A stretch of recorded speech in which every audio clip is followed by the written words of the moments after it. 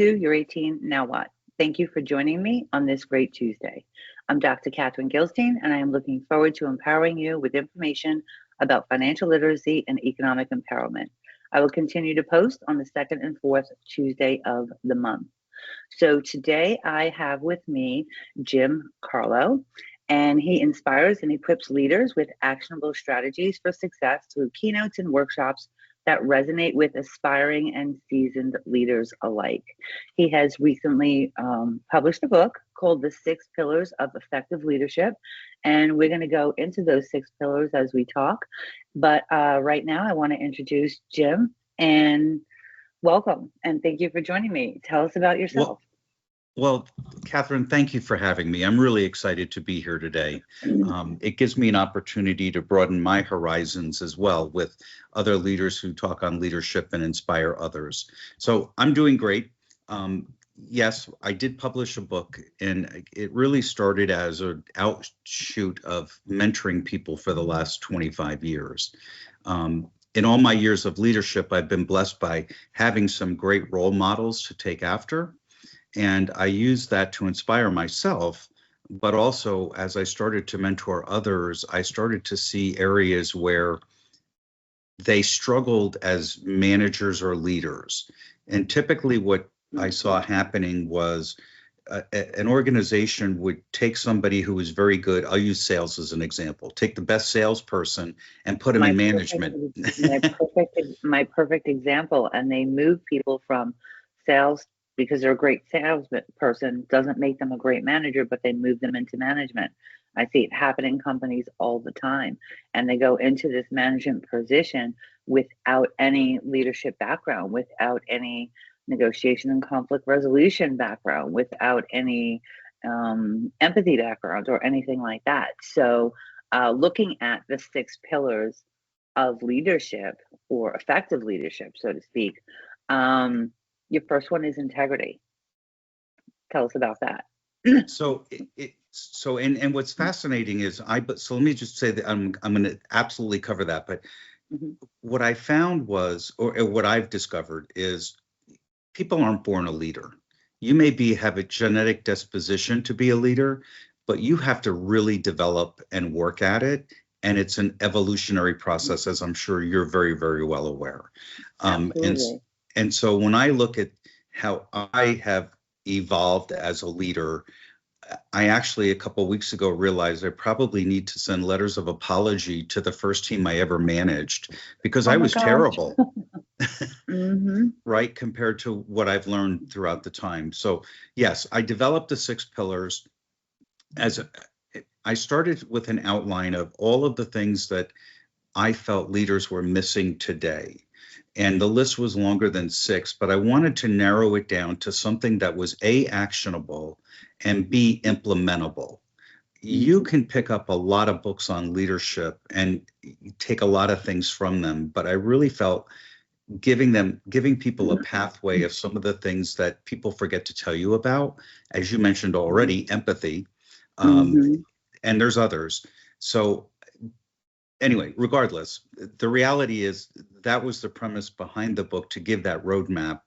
And integrity, ironically, started for me right out of the gate and right out of college. I had the privilege of being elected to a local city council position in the town that I grew up in New Jersey. And shortly after the election, the city manager asked me to come visit with him. And I sat down to talk with him, and I wasn't sure where that conversation was going to go. And ultimately, he said, I have one favor to ask you. Now, in politics, when somebody asks you for a favor, your hair starts to stand up. But it wasn't that kind of it wasn't that kind of favor. And he really instilled with me the following. He said to me, Jim, at night when you put your head on the pillow, I want you to ask yourself one question.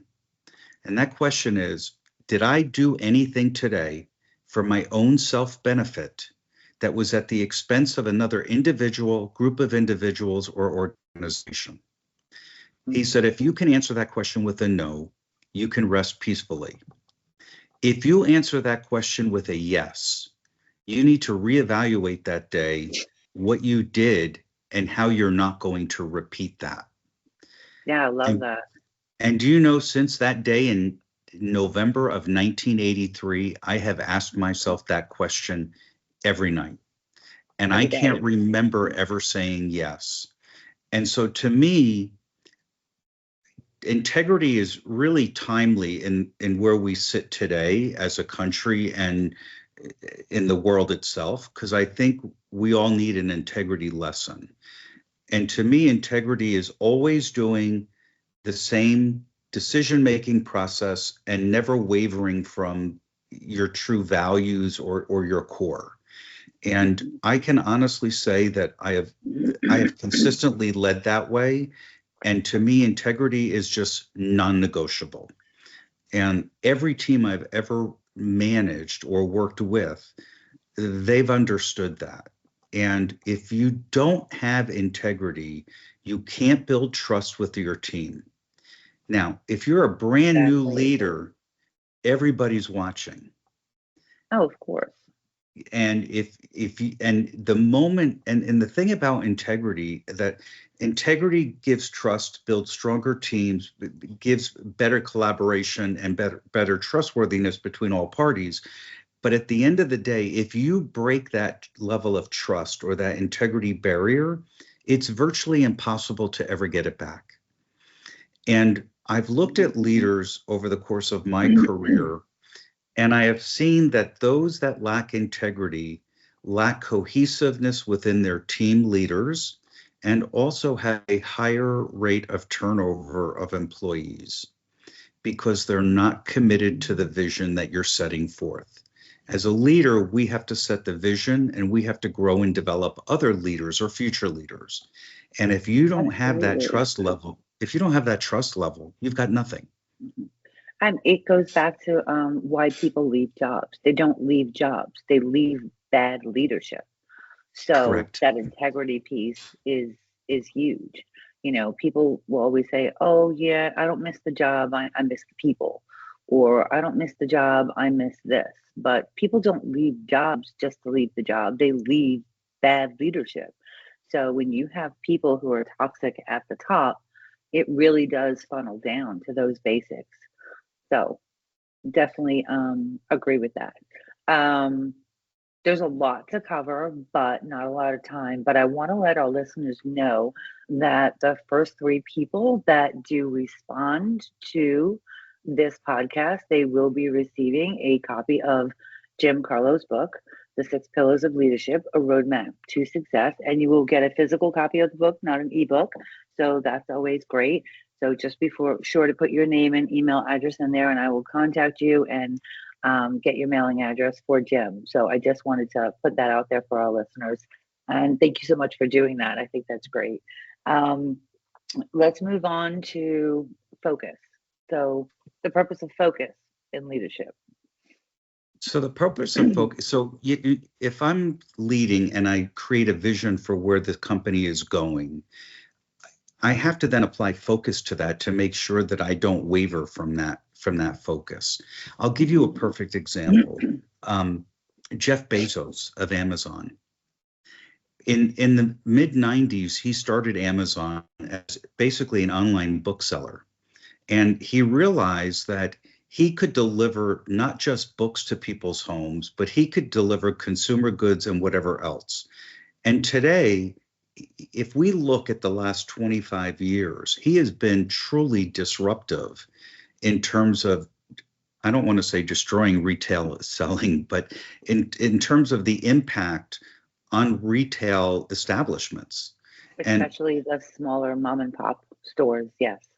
correct. And even originally, the big players like the big department stores, and I don't want to mention names, but the big department clothing stores, et cetera, didn't buy into the theory that he could do it. And they shied away because they didn't want to impact their margins or their retail stuff. But ultimately they had to play. Of And course. and but if you look at what Jeff has done, he has never wavered from that focus of delivering things to the home at the same price or better value or faster without ever leaving your chair. And who knew that COVID would impact us 20 some years later And if it wasn't for Amazon, how would we have gotten paper towels or toilet paper? I mean, think Mhm. about it. If we think about the beginning of COVID, I know where I live in Texas, there was no toilet paper to be found. And I was like, well, when COVID actually hit and things started to shut down, my wife and I happened to be in California in Napa, doing some wine tastings, and then everything shut down, and we're like, okay, now what do we do? So we came back, and by that time, the store shelves were empty. And one of my neighbors actually brought me a case of toilet paper. And I said, well, how much do you have? And she said, well, I have 5 others left. And I was like, you bought 6 cases of toilet paper? She's like, yeah, I'm not sure how long this is. Yeah, I'm not sure how long Oh this my is going to God. last. I never did that. I didn't do that either. In fact, that one case lasted us a pretty long time in our household. So anyway, Crazy. but but from a focus standpoint, again, to drive home that vision, when employees see people varying from being focused in that way, I think you start to lose things, and you look distracted, and you look like you're not supporting your own vision when you're not very laser focused on that. Mhm. Makes total sense. But I agree. A lot of the big box retailers had to follow suit because if they wanted any piece of that market share for the consumers, they had to switch and pivot. And we know change is inevitable, right? So change is always going to happen. And if it's working on one end, why can't it work on the other? So the other stores just started, following suit. Okay, you don't want to come into the store? We can ship it to you. We can do this for you. And I think it's made shopping easier for people, but the only thing I'm not loving about it is the return process. Um, because if you're dealing with big box retailers and, huge stores and things like that, it's harder to return stuff. But with Amazon, it's okay. If you buy it, you'll get it in a day or two. And if you don't like it, you just ship it back and there's no problem. And I hate to be the inventory manager for that piece. But but yeah, I think it's definitely shifted the way a lot of people think about shopping, the way a lot of people do shop, what they can get, what they can't get, and um, with technology and where we are today, the consumer is pretty savvy. They're going to look it up, they're going to check it out, they're going to price shop. So I think he's really done great for his business and um, given people a lot of opportunity to be able to work within Amazon, work for Amazon, be a seller on Amazon, and all of those different aspects. So I think you really hit the nail on the head with using him as an example. Let's go to the empathy piece. That one's always hard because you want to have empathy as a manager, but you don't want to have sympathy. So it's kind of explaining that difference being um, and being aware of, am I being empathetic or am I being sympathetic, and which one works? So talk And I'm about that. Yeah, and there's a difference between empathy and compassion. And I think some leaders Absolutely. get those confused.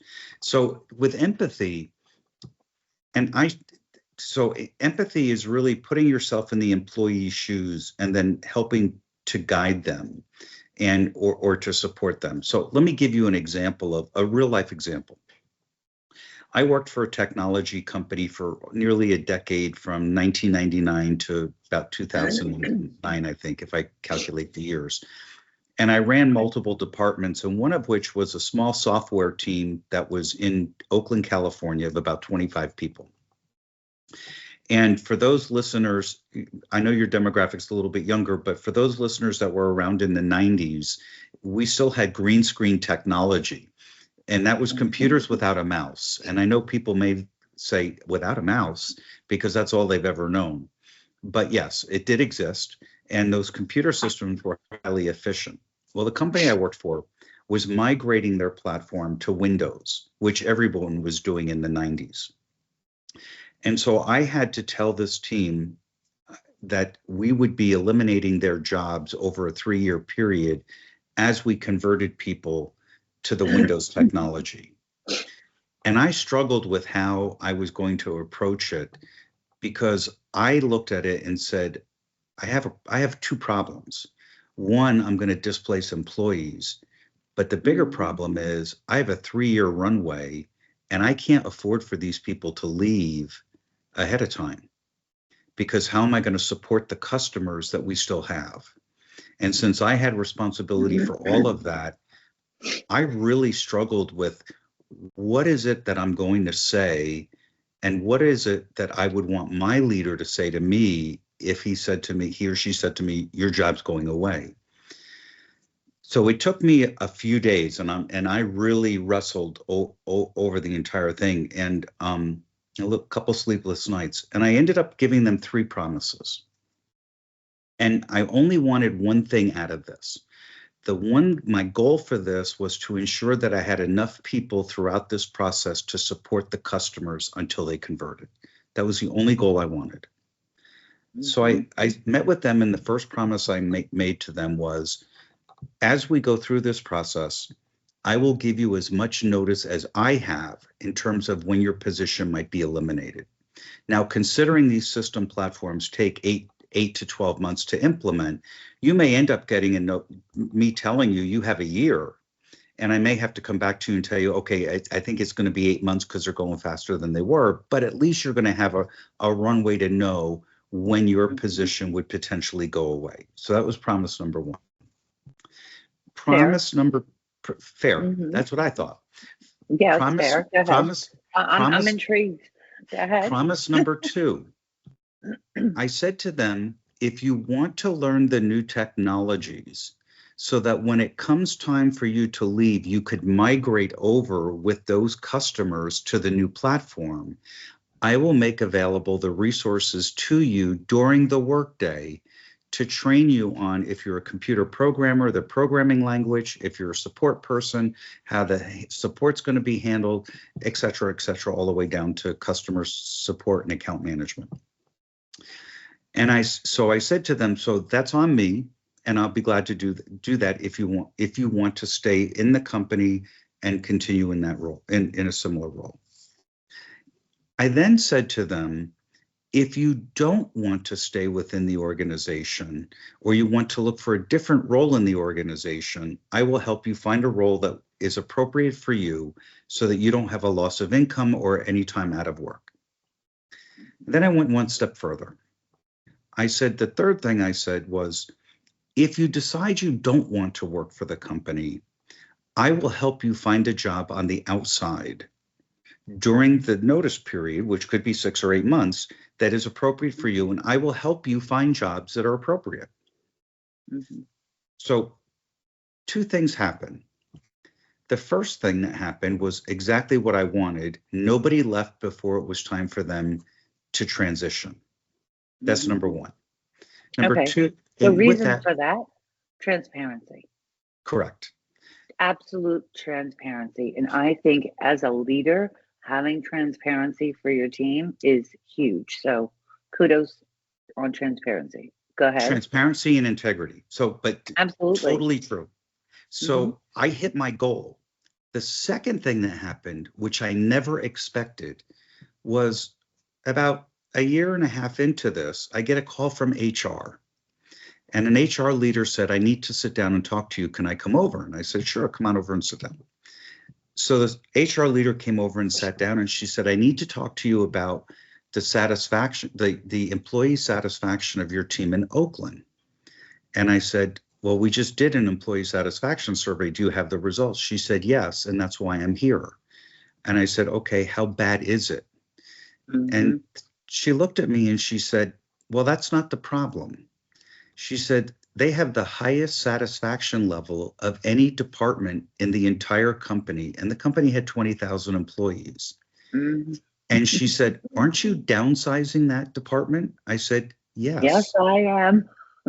And she said, I need to know what you're doing, because the second closest was a big gap between where they rated their satisfaction level and where the runner-up next to them was in employee satisfaction. And the HR person's concern was, what are you doing that nobody else is doing Right. so anyway, so we sat down, but I never in my life would have expected the employees' satisfaction to be that high. But when you think through it and you think about the transparency, as you said, I took all the weight off their shoulders. Yeah, I because literally did. you had a specific, so it's keeping that focus as a leader, right? It's keeping your integrity, keeping that focus as a leader, going into the empathy piece and, using all of those pillars so far that you've used and having that compassion and letting the employees know, it's not a great scenario, but this is how I can help you transition through it. So if you want to stay, we can work that way. If you don't want to stay, I can help you that way. So you gave all of your employees options. And I think that's key. But like I said earlier, having that transparency for your team is a huge, huge piece. Okay. Next one, compassion. Compassion as a pillar of effective leadership. And you did use it with this team by, Correct. letting them know you were going to be there for them throughout the entire process, which is a huge deal. Correct. And in the book, I tell another story of when I was in middle school, but I won't go into that today. I'll leave that for those that get the free book or buy the book and not divulge everything. But Okay. compassion is important. The difference with empathy and compassion, with empathy, you can help solve the problem, as I did in that example.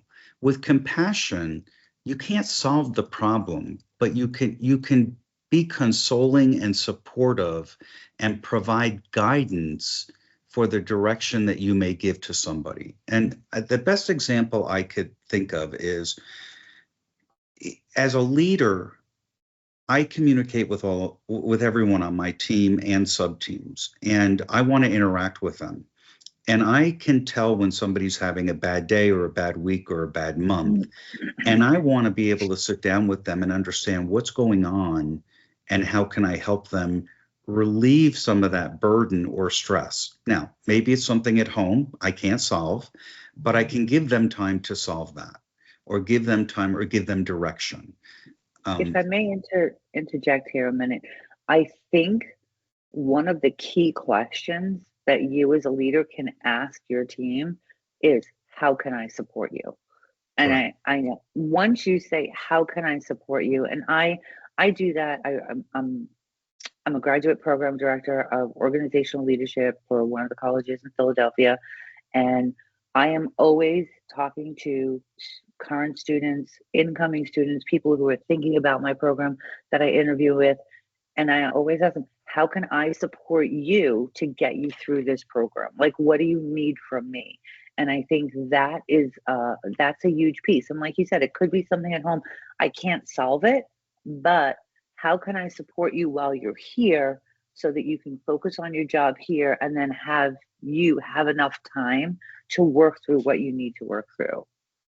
Absolutely correct. And it's easy, and when you see that stress on somebody's face, and you do, and it's not even rocket science, but it showing compassion is easy, and it could be as easy as, in fact, about a year ago, I had a situation where I had an employee who was a single mom, and work was extremely busy, and she was worried that she hadn't had ample time to spend with her son over the summer season. And I said to her, well, why don't you just take the time? And she said, there's too much going on. I said, I got your back. That's what I'm here for. Right. And I said, okay, today's Wednesday. You're taking Thursday and Friday off, and you and your son go do whatever you wanted to do. I've got it. And she was Mhm. like, well, I can't do that. I was like, well, why can't you do that? I said, do you want to do it next week instead? That would be fine. Right. I'm telling you it's okay. Correct. And not Mhm. only am I telling you it's okay, you're not even going to take PTO for it. I mean, Right. I'm save your PTO. This is on me. If work is too busy, then I've got too much going on and I have too much on your plate for you to have any work-life balance. So that's not a personal problem on her. That's a problem on me and as a leader. Right. And Right. so, And then you have to look and say, well, who's on the team? Where can I delegate some other stuff to relieve something to make it even across the board? Absolutely. yeah. Absolutely. And so she was like, okay, she said, can we do it next week so I can plan something? I said, absolutely. Hmm. So she took the following week, Thursday and Friday off, and her and her son went away for 4 days, and I don't know where they went, but they had a great time, and she was so appreciative. But it doesn't even have to be 2 days off. It could be 2 hours off. If, Right. it could be a sick child at home and they're worried because it's something they never had before, whatever, go home and take care of it. Because worrying at work is not going to make you feel any better. It's only going to increase your stress level. Oh, absolutely. And if you do that, and you're going to be less Absolutely. productive, and you could also make mistakes that you don't normally make. And Hmm. granted, in my world, and no offense to any surgeons who may be listening, but I often tell people this isn't open heart surgery. No one's going to die if we don't do this right now. If we Correct. don't have all the answers, or if we need to Hmm. take an extra 2 days, that's fine. We're going to do it right. Hmm. We're going to try not to make a mistake. And if we do, we're going to learn from it. But, in terms of compassion, compassion is one of those things that's really easy if you just try not to take all the burden yourself and just Hmm. try to just and compassion could be just giving somebody a smile and saying hello, or it could be helping them with a problem. Oh, absolutely. I think it's really important.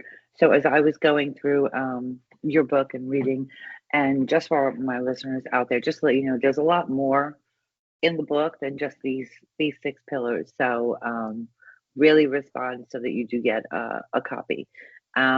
Humor as part of a pillar of effective leadership.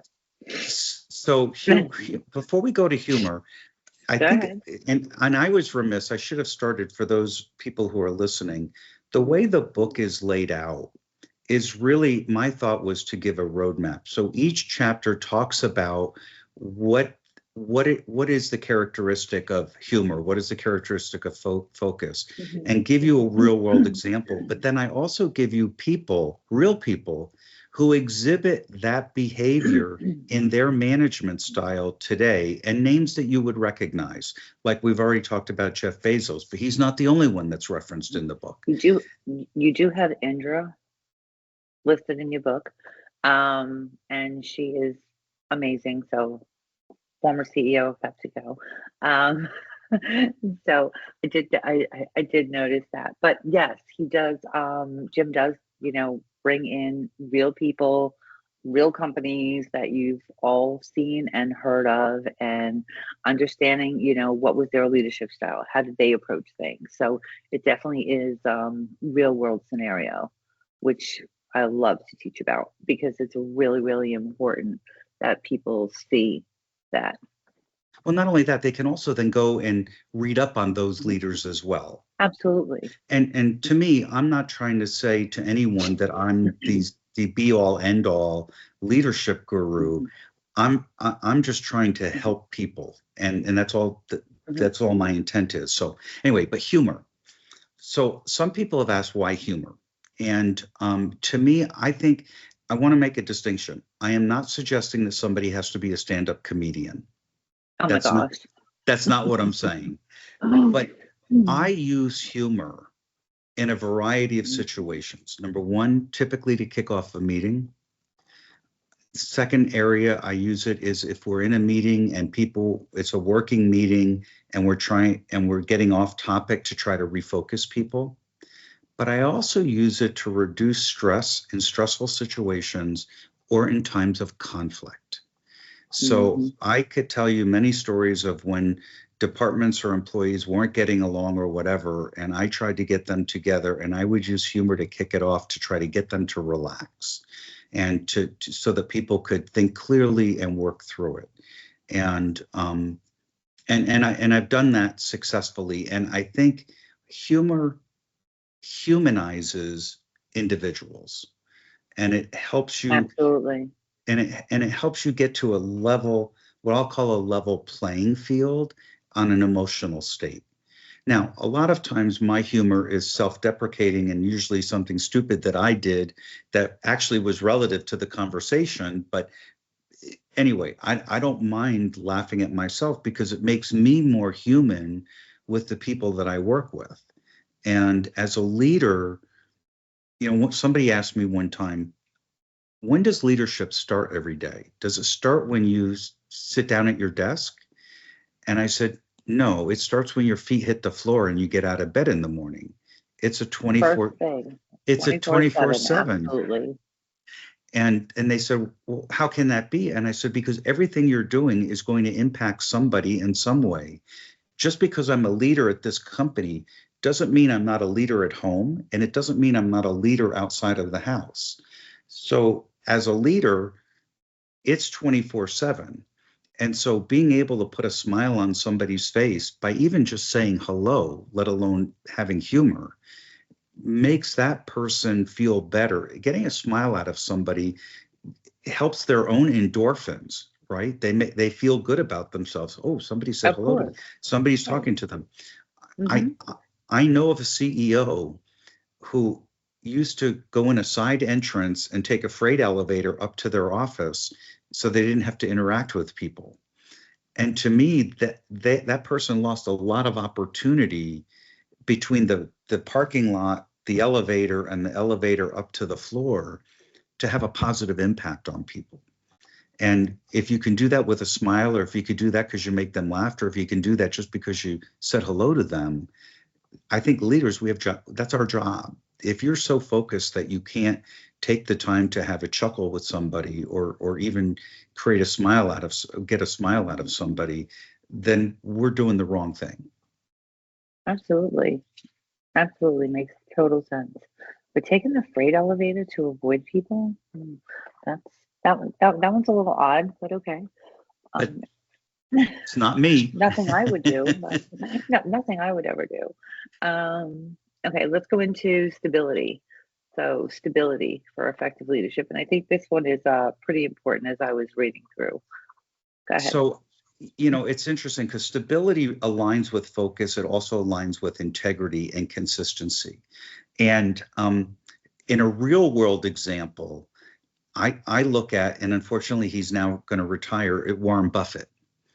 He is the most stable, consistent individual that I've ever, and now I've never met him. I've only seen him, I've read about him, but Hmm. he is so consistent and stable with Yes, his processes and what he does that anyone in his organization knows what he's going to do next.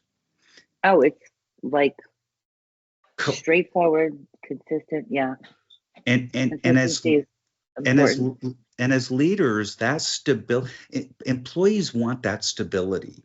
They Of don't want course. to they don't want to have to think about how is Catherine or how is Jim going to respond to this. If you are consistently focused and stable and doing the same thing consistently day in and day out, they should know how you're going to react ahead of time. And stability gives that. And I think anybody that works with Warren Buffett sees that day in and day out.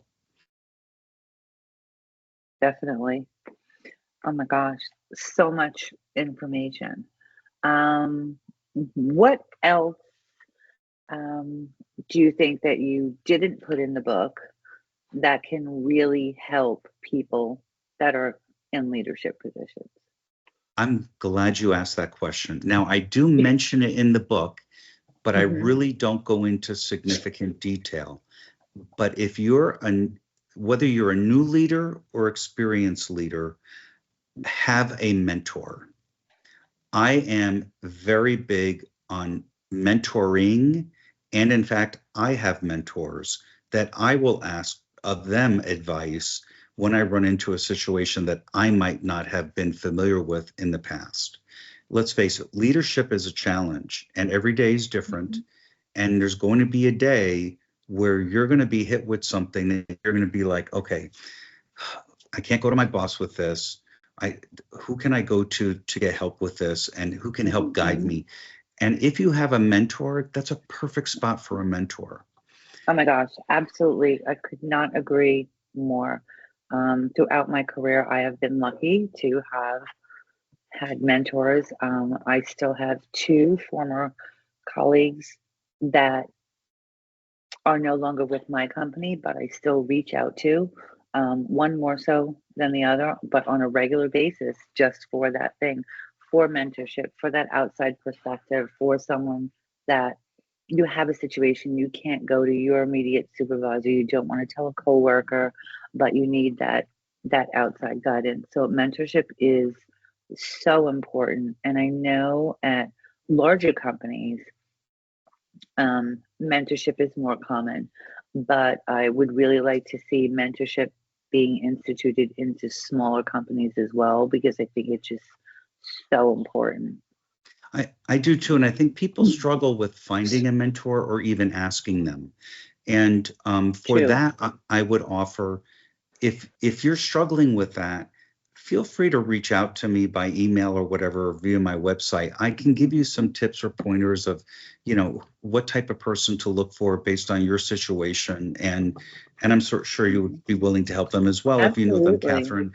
But it's Yes. something that, to me, I believe so strongly in, that I could Hmm. write a book just on mentoring, I think, but I don't have one working, so don't. Oh my gosh, absolutely. I have the same thing. Oh my gosh, Jim, this has been amazing, and I've really enjoyed our talk. So, like I said, for those of you listeners, the first three people that put a comment on the podcast or shoot me an email, Catherine at your18nowwhat.com, will get a copy of Jim Carlough's book. So, be open to learning, be open to listening, ask questions. What more do you want to know? Visit my website at your18nowwhat.com and drop me a line, send a question or a comment. And as usual, any questions received will be responded to by either email or addressed on the next podcast. And remember, be invaluable for what you know, be invaluable for what you share, not what you know.